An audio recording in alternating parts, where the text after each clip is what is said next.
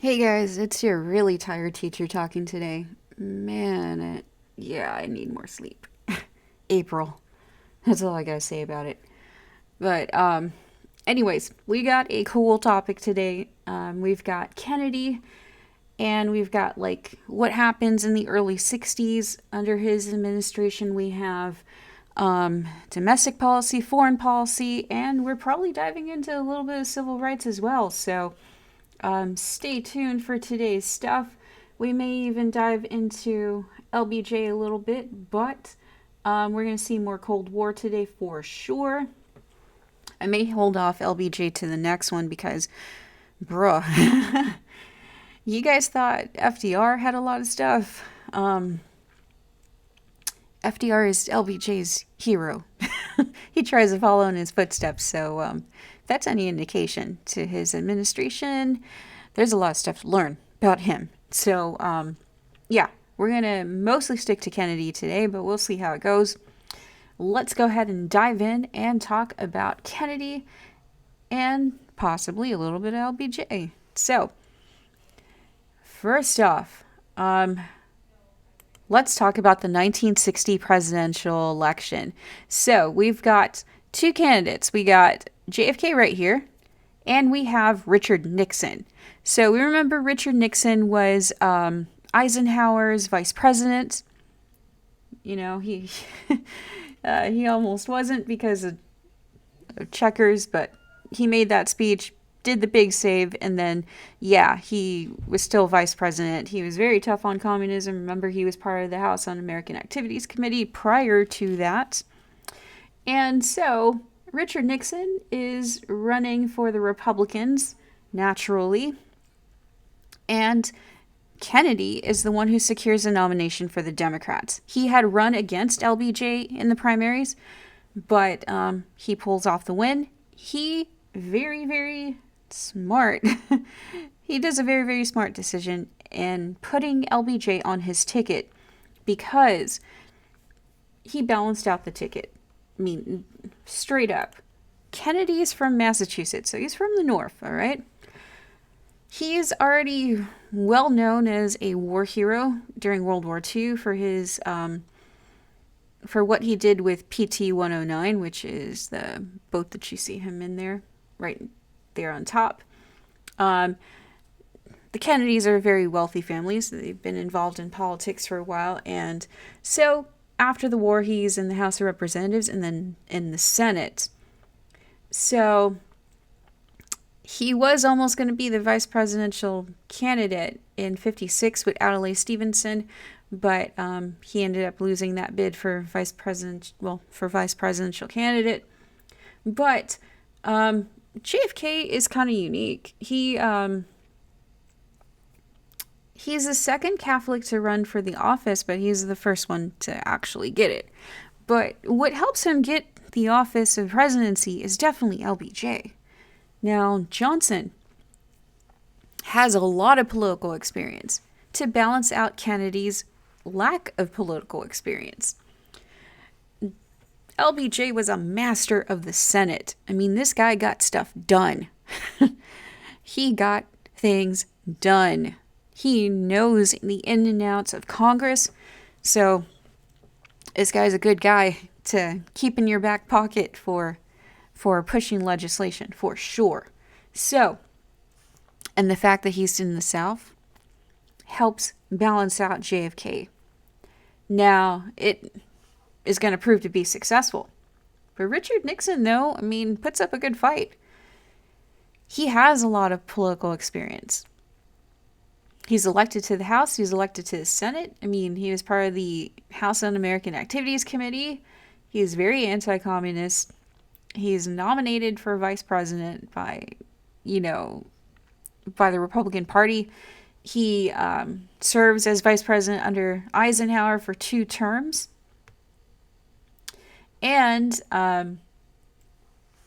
he is also like a pretty polished politician. I mean, this guy knows his politics. He knows diplomacy. He's a smooth politician. He's slick. So, not as slick as LBJ, though, but Well, that's kind of debatable. LBJ was definitely the master of Congress. This guy, politician. But anyways, so he kind of gets some notoriety for his kitchen debate with Nikita Khrushchev, who is taken over for Stalin at this time with the Soviet Union. And so it kind of like shows him in like a tough on communist stance, and shows that he's not gonna back down to the Soviet Union. So show strength. But what is his undoing, though, is the first televised presidential debate. So, all right, let's take a look at the two guys right here. We got Kennedy looking calm, cool, and collected. And then we got Richard Nixon looking like a hot, sweaty mess. So, if you would have just listened to this debate and not watched it, you would have felt that Nixon won the debate. But watching the debate brings a whole different dynamic to this, because you're seeing sweaty Nixon right here looking kind of crazy, and you see Kennedy just as smooth of a guy as he is. So this persuades people to side more with Kennedy than with Nixon. This is the first time where image is everything in politics. Because, I mean, come on, Eisenhower already started using television ads. Kennedy using the televised debate. So another thing that's going to help push Kennedy to the presidency is Martin Luther King Jr. Now, Martin Luther King Jr. was already arrested in Atlanta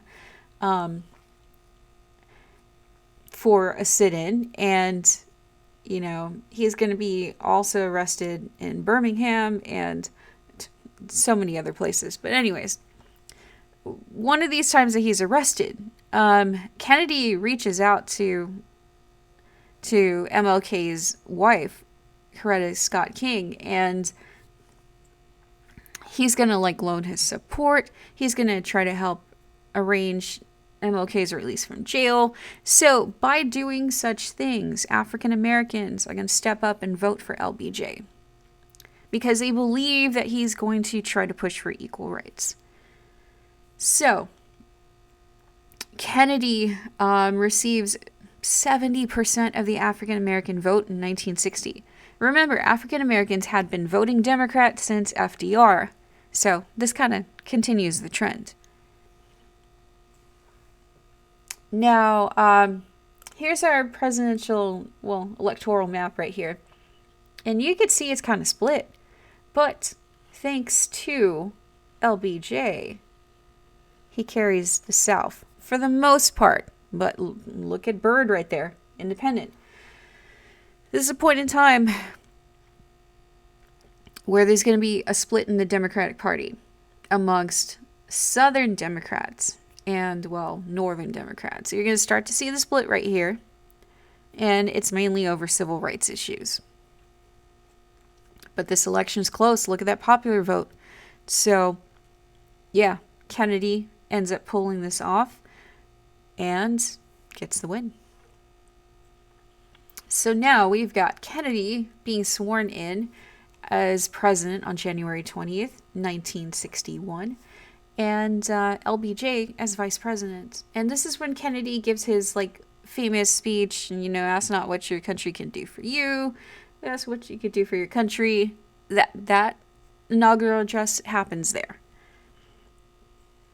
So Kennedy is going to bring about like this new sense of like optimism and hope, and because he's got this youthful energy about him, and people around the country can identify with his family. Much like them, the greatest generation has just had the boomers, pretty much. This is the greatest generation with boomers of their own, you see? Young kids. So kind of mirroring American suburbia at the time. Now, Kennedy's going to surround himself around his closest and most confident allies, mainly his brother. Robert Kennedy is going to serve as Attorney General and be his closest confidant and advisor. So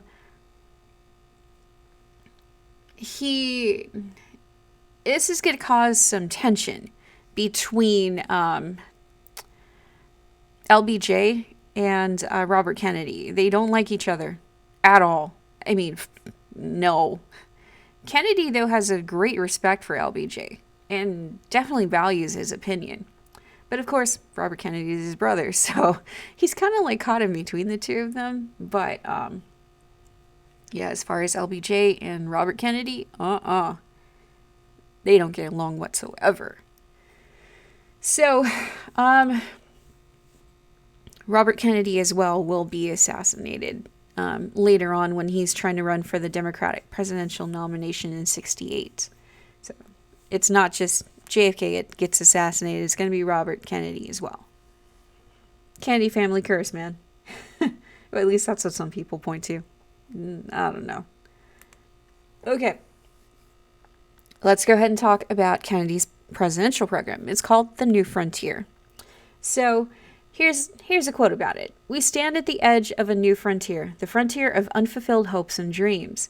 It will deal with unresolved problems of peace and war, unconquered pockets of ignorance and prejudice, unanswered questions of poverty and surplus."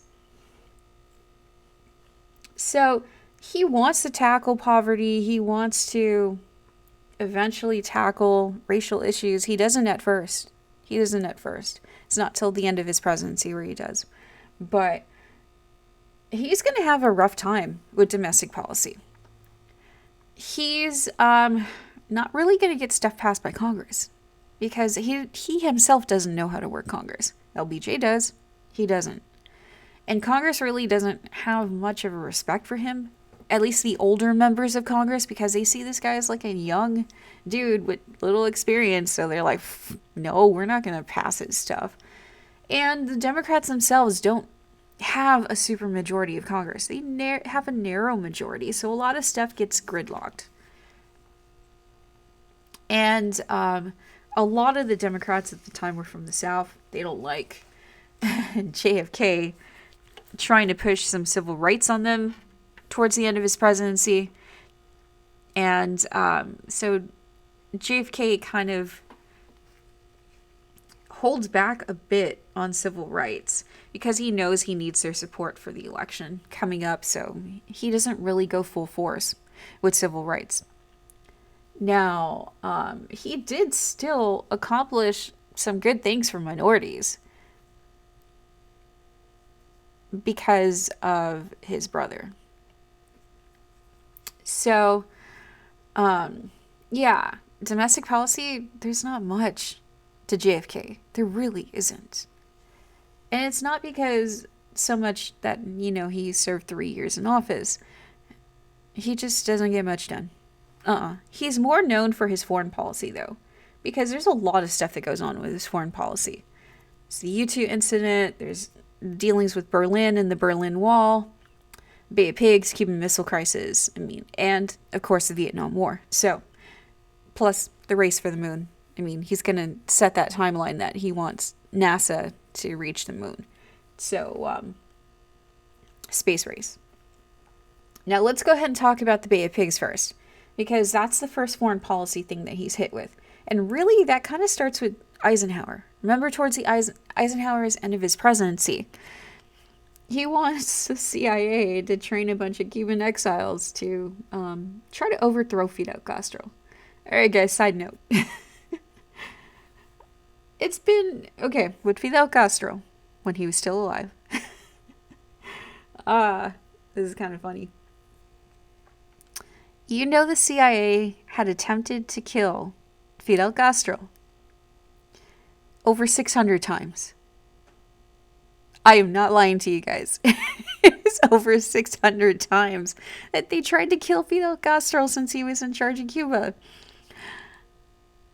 And there's been some, really crazy stuff that they've tried to do to him, like exploding seashells, poisoned cigars, poisoned pens. It seems like the CIA was run by Wile E. Coyote at the time. And Fidel Castro's like the road runner. He's always getting away. And the CIA is always like getting, this backfiring on them. Yeah, look it up, guys. Oh yeah, there's also the poisoned like scuba like gear. You look up the Fidel Castro assassination attempts by the CIA. You want a good laugh, look that stuff up. It did not work, obviously. But anyways, we do not like that Cuba has turned communist because they are so freaking close to the coast of Florida. We just don't want communism in our backyard. And it's literally in our backyard now because of Cuba. So, yeah, that's why Eisenhower wants to try to overthrow Fidel Castro with his Bay of Pigs invasion. Because that's always a good idea. Let's have Cuban nationalism, land at the Bay of Pigs. Just because they're trained by the CIA, we think they're going to do like some special covert ops kind of thing. And it doesn't happen because, yeah, the Cuban forces are there waiting for them.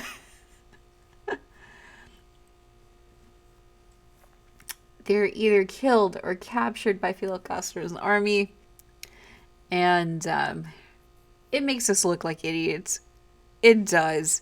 We've been thoroughly embarrassed by what's happened at the Bay of Pigs. So, yeah, people are not liking that. Yeah. Okay, let's go ahead and talk about Berlin. So you guys remember with the conferences in World War II, which one was it? Was it Yalta or Potsdam? I think it was Yalta. Somebody correct me in the comments. Now, remember Germany was divided up into 4 parts to France, Great Britain, United States, and the Soviet Union. So the Federal Republic of Germany, West Germany right here, is the France, Great Britain, and the United States parts. They decided to combine their parts. Soviet Union did not want to combine their part. All right? And the problem is that the city of Berlin right here is located within the Soviet Union part. So here we go. Remember, Stalin had tried to do a blockade pretty much around Berlin, and we had to do the Berlin airlift and drop food and supplies to them. So it forced the blockade to open up. Now, what's going on here is, once again, the Soviet Union wants to try to divide East Berlin from West Berlin. And this time, they physically do this with a wall. The Berlin Wall. So, in 1961, on August 13th, there's starting the construction on the Berlin Wall to separate the communist area of Berlin from, the more American, European side of Berlin. The free part of Berlin, actually. So, this is going to lead to a standoff, for sure. Kennedy's going to call up some reserves. But he doesn't step in the way of the completion of the wall, though. Now, he gives a speech to kind of say this political stance about the wall and about all of this. So in June of 1963, Kennedy is going to go to Berlin and basically do his famous Ich bin ein Berliner speech, which he says he's a Berliner. So he's trying to show his solidarity for the people of Berlin and, wanting to keep Berlin free pretty much. But the Berlin Wall is going to be basically kind of like this great divide and this symbol of the Cold War until it's torn down in 1989. But okay, another funny side note, guys.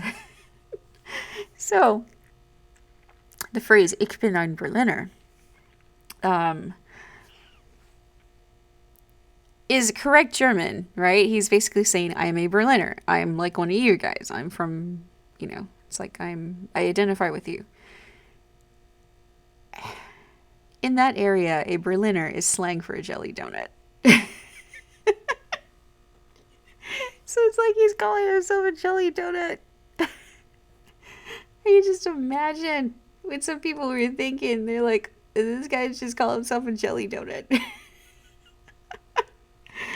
Ah, that's another thing. Go ahead and look that one up, guys. There's probably a bunch of memes on it.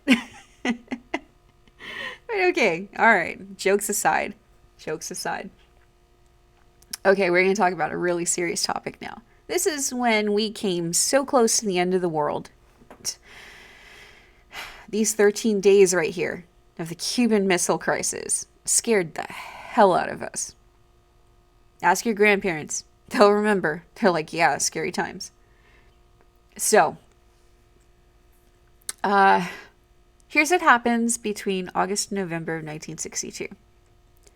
Well, the events span from August to November, but the crux of it is going to happen for 13 days in November. So, let's start off. This is the closest we've ever come to full-scale nuclear war, for sure. Now, what's going to happen is U.S. intelligence receives reports of Soviet missiles in Cuba because we've been doing flyover missions and stuff. And so on one of these U-2 flights, they confirm the presence of air missiles in Cuba. Like, we've got pictures and stuff I'll show you guys right now.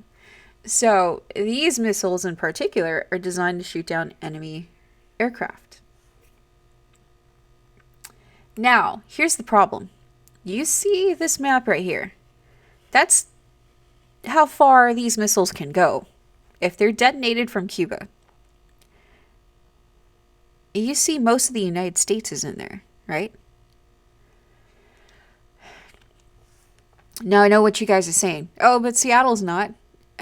Okay, hold up now.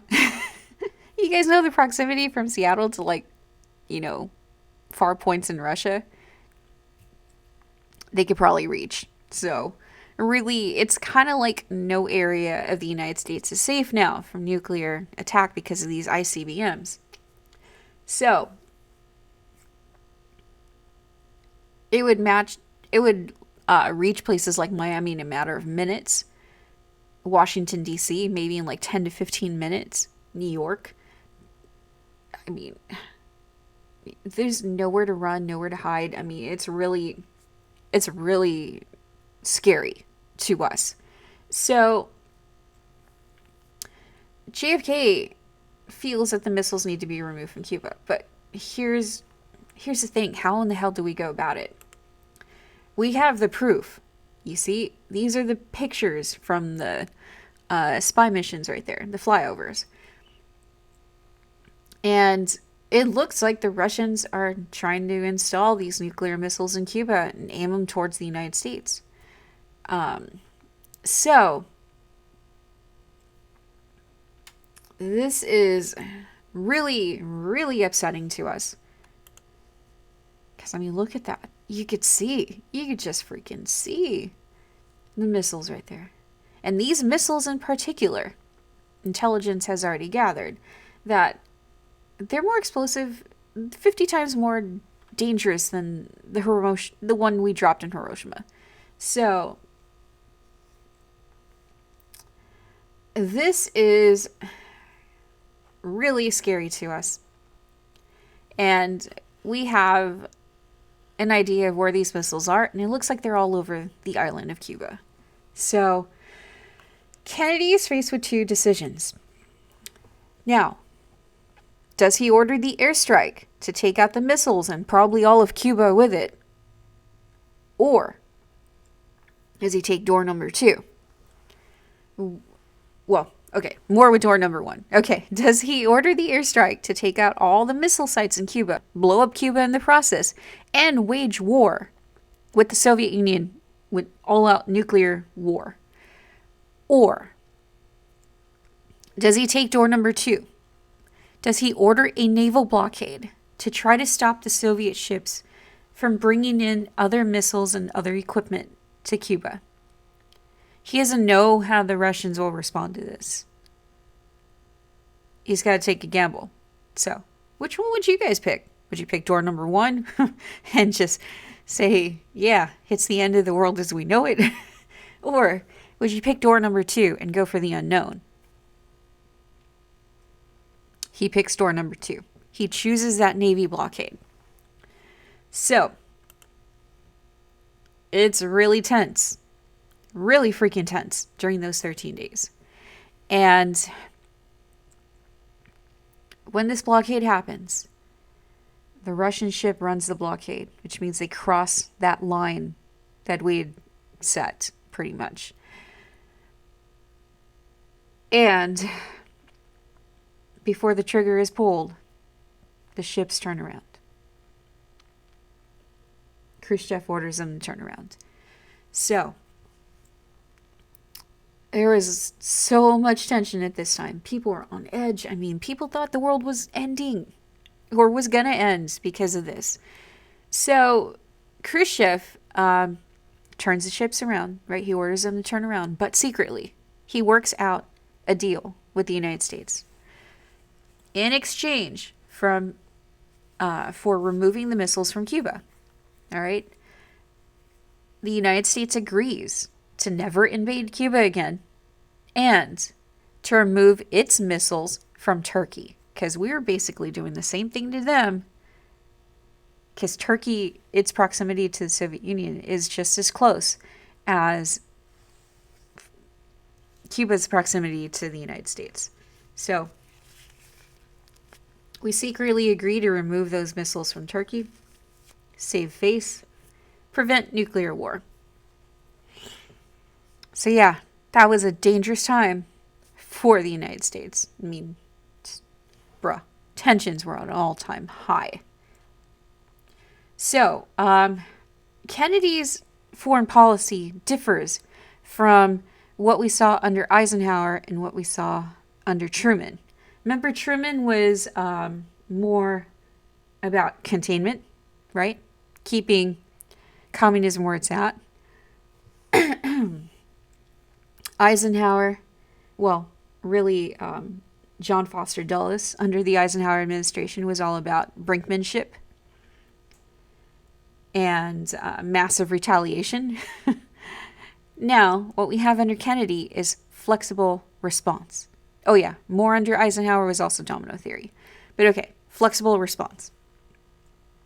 Instead of like hovering over the trigger, a la massive retaliation and brinkmanship, what we're going to do instead is flexible response. We're going to, after the Cuban Missile Crisis, we have an established hotline now to try to prevent all-scale nuclear war from happening with that direct line of communication. Direct line from Washington to Moscow. Just in case we need to give them a heads up, say, oops, our bad. You got a missile coming your way. They could protect themselves, and vice versa. All right, we could prevent dumb crap from happening. But what's also going on at this time is we got brushfire wars in Africa and Southeast Asia. So insurgent forces are aided by the Soviet Union with arms and training. We're going to have something happen in the Congo.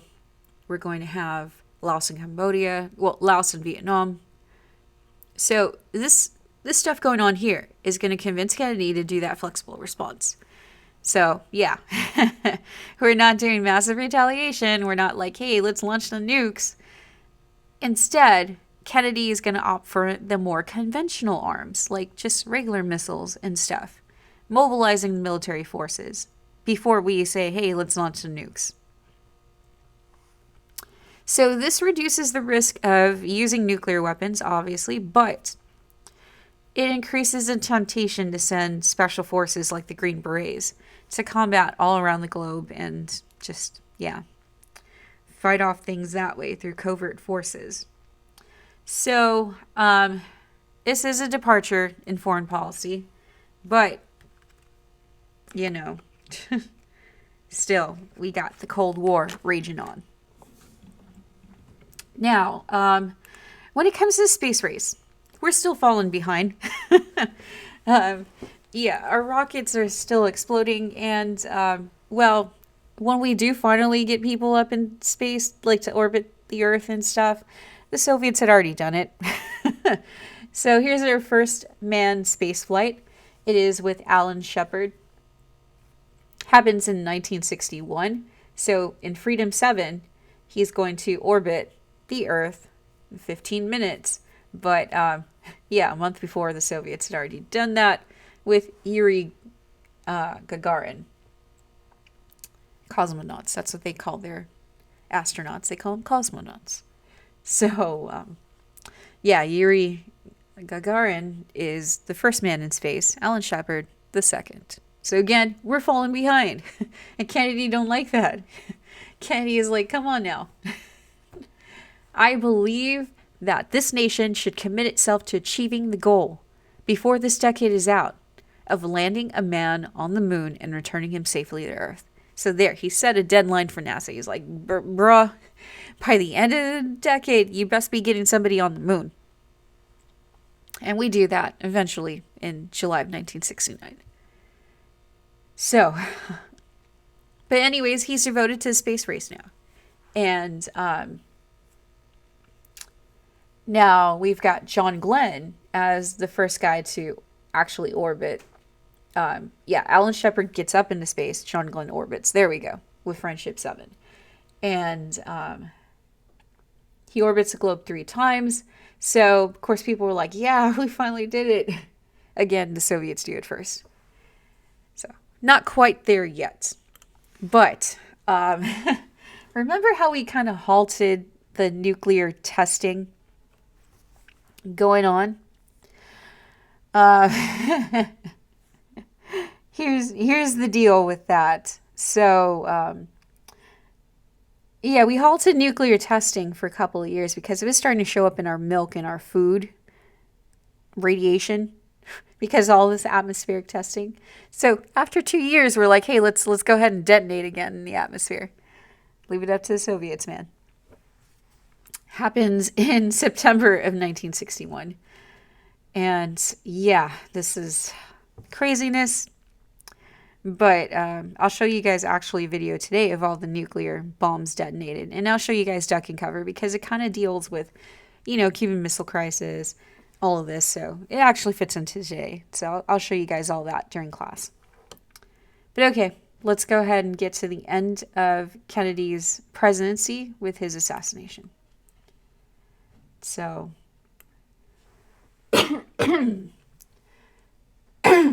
okay. Sorry, guys. Throat's getting kind of dry. All right. Let's go ahead and talk about Kennedy's assassination. So,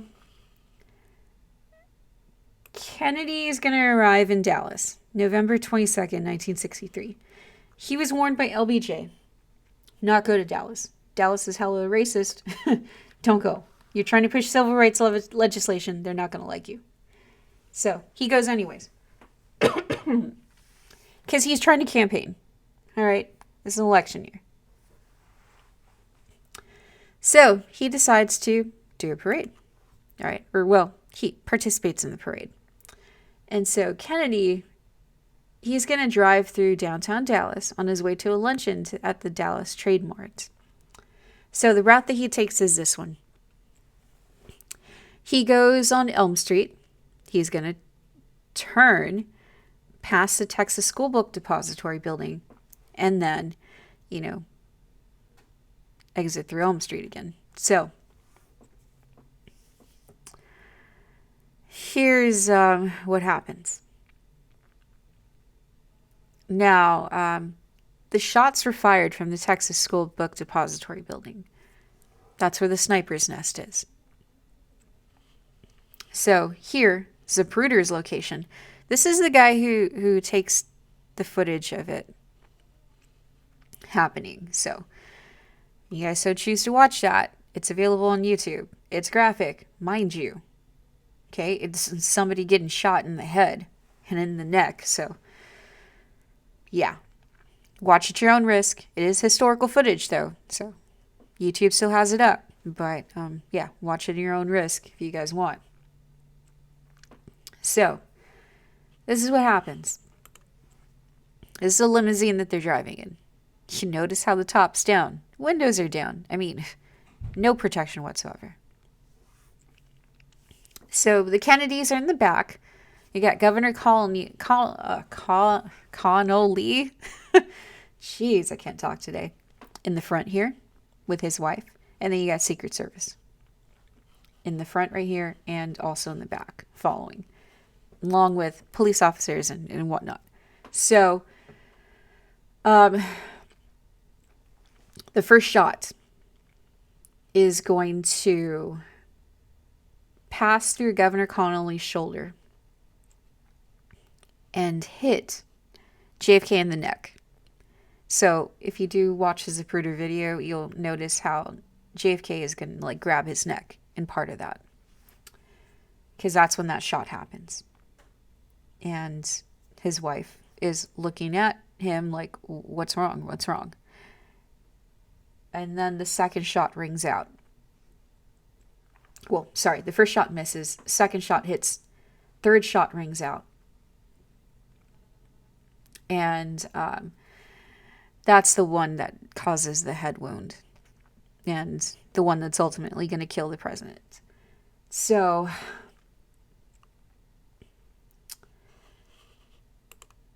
yeah, this all happens when they pass the Texas School Book Depository building. First shot misses. Second shot hits Kennedy in the neck. Passes through Connolly's shoulder first and then hits Kennedy in the neck. He slumps downward. His wife is like freaking out. That's when the third bullet's going to hit him in his head. So the motorcade rushes out and they take him to Parkland Memorial Hospital because he's still freaking alive. But they pronounce him dead within half an hour. So that's the Zabruder film. You'll know you got the right thing when you see that kind of image on YouTube. So once again, you guys can check it out at your own leisure, but beware, it is graphic. So by this point in time, yeah, we have already video cameras. This is like an early video camera. And Abraham Zabruder is the one who films all of this happening. I mean, the dude's just like, yeah, it's the president in the parade. And it's like, oh, yeah, he caught the exact moments. So, of course, like, Secret Service is like, ours. We're taking this. And because they need to analyze the footage, right? See if there's any clues that they could discern. So the person who ends up killing Kennedy is Lee Harvey Oswald. He's ex-military, ex-Marine, I want to say, sniper. And he's working at the Texas School Book Depository building, so that's how he's able to gain access to that area. There's going to be reports of him shooting a police officer to try to stop him for questioning. But he's eventually captured in a movie theater in Dallas and held for 2 days. So while the police are deciding to move him from the Dallas City Jail to the county jail, this is when he is shot by Jack Ruby, right here, who's a nightclub owner in Dallas. And because Jack Ruby shoots Oswald, I think in the abdomen, he dies in surgery. We're left with, like, what happened? So we didn't get that trial that we were wanting to have, where we would question this guy, like, why did you do it, blah, blah, blah. So what Jack Ruby claims is that he did it because he didn't want Miss Kennedy to have to endure a trial in Dallas. But then later this guy dies of cancer in jail. So, yeah, it's a mess. I mean, people are saying conspiracy theories left and right about this. Bruh. They've proven that you can make those shots. So, whatever. All right, Mythbusters proved it. Among other things as well. So, all right. Nation is going to mourn the loss of their president because, I mean, Kennedy was still a popular guy. He really was. And they mourn his loss because, I mean, he's leaving behind a young family. So obviously there is sorrow in this. I mean, the country is heartbroken by it, especially by images of young JFK Jr. right here saluting his dad as his casket is passing by. Yeah, people are watching that on TV. They're like, oh my God, this is terrible. So, there's his gravesite at Arlington National Cemetery. He's got the eternal flame. That's how you know it's Kennedy's grave, that you could go visit if you're in Arlington, Virginia, which is right outside of DC. So, now that Kennedy is, has passed away, we need to immediately swear in our next president. So, this happens on Air Force One. LBJ is there. He's present. He was present for all of that. And so the Presidential Secession Act of 1947 allows the vice president to take over when the president is disabled and unable to perform their duties of office. They passed that because of FDR. They didn't want another situation where, if the president is incapacitated, like let's say like with President Wilson, like when he had his heart attack and stuff, his stroke, they didn't want another situation like that where the vice president couldn't immediately step in. So this act allows that to happen. It's going to officially become the 25th Amendment in 1967, but this allows LBJ to step in, and he's going to be sworn in by federal judge Sarah Hughes right there, because she's a Dallas federal judge. So they're like, yeah, swear this guy in. Lady Bird Johnson's right here, standing right next to her husband. And look at that. Jackie Kennedy is still wearing what she was wearing when her husband just got shot a couple hours before that, or like an hour before that. You'd see the dazed and shocked look on her face. You could see the blood stains on her sleeve right here. Lady Bird Johnson was like, you sure you want to do this? You sure you want to be here for this? You don't have to be here for this, with Jackie Kennedy. But Jackie's like, no, I want to be here. I want to see this happen. I want people to see the blood on my clothing, what they did to my husband. So, yeah, this is a pretty serious picture. But okay, we need to figure out what's going on. So the Warren Commission is called up by President Johnson now.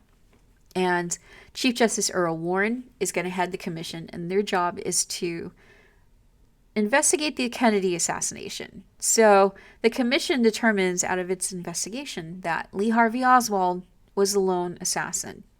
There's no conspiracy in the Dallas shooting. But years afterwards, conspiracy theories are going to fly. Some people point to like organized crime. Some people point to Fidel Castro.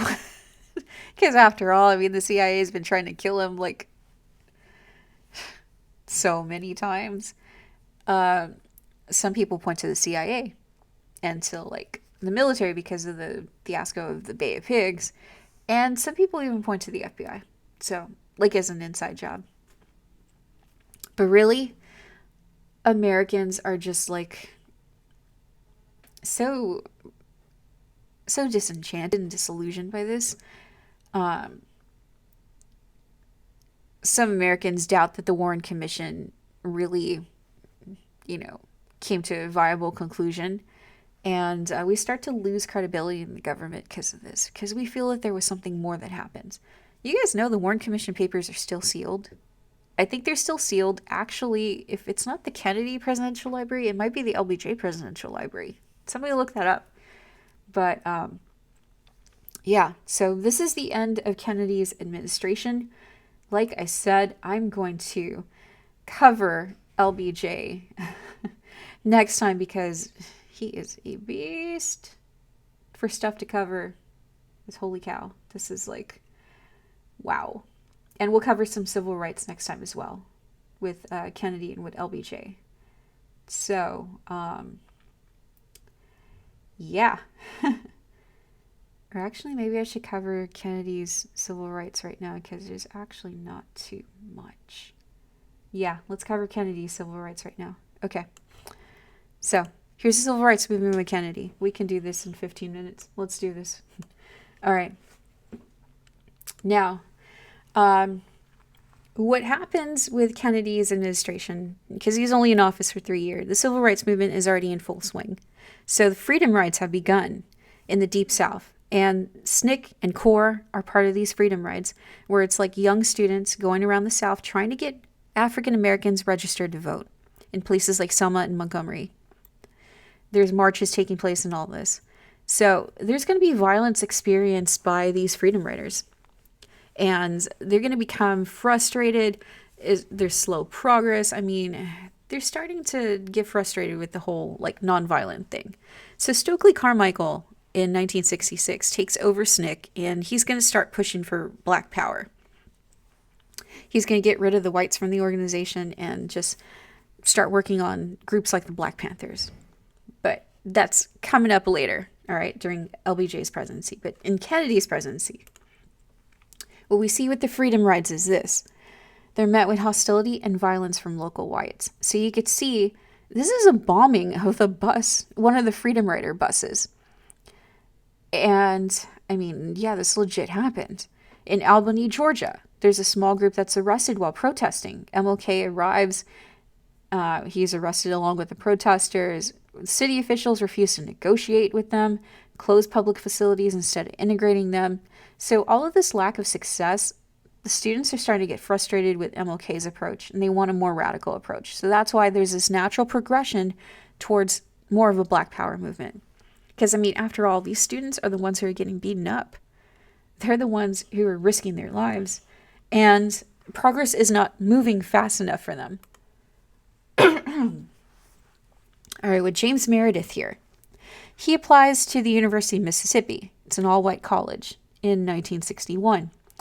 And Governor Barnett is going to oppose the integration of the University of Mississippi. So he blocks James Meredith's admission. Because remember, by this time, we've already had stuff like Sweat versus Painter happen. So you should get admitted to the university. This is going to catch the attention of the NAACP.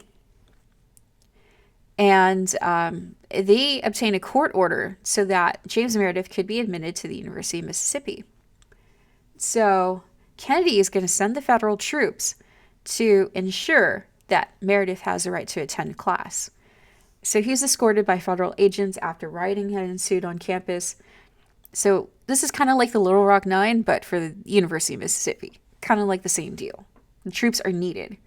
In Alabama, Governor Wallace is going to block integration at the University of Alabama. What he's going to do is have state troopers confront protesters there. He's opposing segregation, uses all of his powers as governor to prevent it from happening. He tries to stop African American students from entering the University of Alabama, but again, the president is going to have to send the troops to let these students in. So you see this string of Southern governors opposing the president and federal law with this, opposing integration. In places like Birmingham, this is what we see. We see Birmingham is one of the most segregated cities in the South. And, you know, SNCC and CORE and students are going to try to do sit-ins and boycotts and marches to try to end segregation in Birmingham. But here they are met with hostility. Lots of hostility. You see the fire department spraying a fire hose at them. Fire hoses can knock down brick walls, guys. This knocks down people and seriously injures them. Attack dogs are even pulled on the protesters. You'd see that dog is like almost like biting this guy's stomach. I mean, people are watching this stuff on TV. Kennedy is watching this stuff on TV. Robert Kennedy is watching this stuff on TV. And this right here, what they're seeing in Birmingham, is what finally convinces them to push full force for civil rights. And again, Birmingham happens in 1963. So, the end of Kennedy's presidency. All right, they are disgusted by what they see on television. They really feel that this is not the United States. And, I mean, rightfully so. Gets them to finally get a move on for civil rights. During this time period, Martin Luther King Jr. is arrested in Birmingham. And again, he's locked up in jail. And this is where he writes his really famous letter, the letter from Birmingham Jail. If you guys haven't already read this in your English classes, you're gonna. It's coming. So it's a response to local white ministers that called Martin Luther King a troublemaker. So he's kind of like responding to them saying, no, I'm fighting for what's right. He feels that he was jailed unjustly. And so he's going to like write all of this stuff in that very famous letter. This letter moves President Kennedy to support a tougher civil rights bill. And I mean, the letter from Birmingham Jail, what he's seeing on TV because of Bull Connor's treatment towards people who are doing the marches and the sit-ins, are going to really get Northern white sympathy and, of course, convince the Kennedys to push civil rights, right? The spotlight is now on Birmingham. So, in May of 1963, more than 1,200 people have been arrested, and white leaders finally agreed to negotiate because their jails have been overrun. I mean, they got no other place to put these people. So Birmingham is finally going to be desegregated, including lunch counters, restrooms, water fountains, in exchange for the end of the demonstration. So here, the protesters were successful. Kennedy sends troops to Birmingham to try to restore order. And this helps him motivate the civil rights volunteers because they finally see the White House stepping in and backing them up. So, in this same year, the famous March on Washington happens. And this is where we get groups like SNCC Corps, Southern Christian Leadership Conference, and other civil rights organizations like the NAACP and whatnot involved in this. They want to have federal legislation to outlaw segregated facilities. So that's why they're marching on Washington. There's A. Philip Randolph right there in the middle. And this event is going to be televised. And what we have is the very famous Martin Luther King Jr. speech, the I Have a Dream speech. So, this is going to be one of the most important events in civil rights history, right? And yeah, you guys can watch this event happen through YouTube. I mean, we have this recorded, so we can watch that happen as well. But all right, Kennedy dies before he's able to pass through the huge piece of civil rights legislation he was working on, which ends up becoming the Civil Rights Act in 1964. LBJ is the one who gets to see this through. But we will talk about that and LBJ next time, guys. So I'm going to go ahead and wrap it up here. We're going to talk about LBJ's presidency and his civil rights involvement and probably his Cold War involvement all next class. And it's going to be a lot. So stay tuned, guys. We will cover that next time. So hope you guys enjoyed our rundown of everything JFK today. So, all right, I will talk to you guys later. Bye, guys.